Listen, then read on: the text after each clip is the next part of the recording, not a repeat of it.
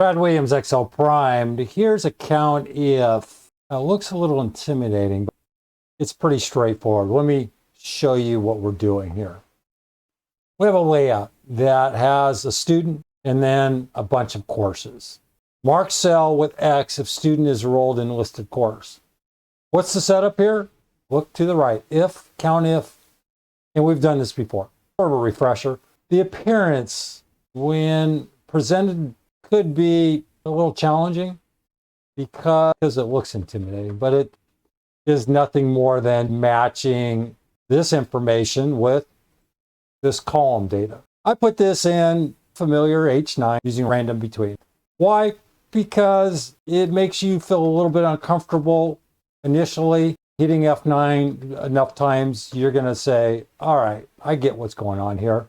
I can see when X is included and when X is not. When there's a finance course within the selection, there's an X. Otherwise, blank.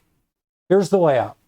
If, COUNTIF, C5, we're going across. So used to going down. Here we're going to go across. We're going to use C5 to F5 based on G4. That's it. And then we're going to copy this across. The only way you can copy this across is by using references. We're using mixed references here in order to be able to copy across and down. And I'm going to let you figure that out on your own. Why are we putting the $sign in front of the C? Same with F5. Then why are we putting a $sign in front of the 4? Work on this. You need to master this and understand why.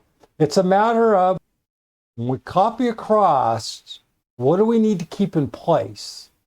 We need to keep C5, F5 in place. And we need G4 to change. So I'm going to let you work on that. Now keep in mind, when you copy down, C5 and F5 have to change, but C4 can't change.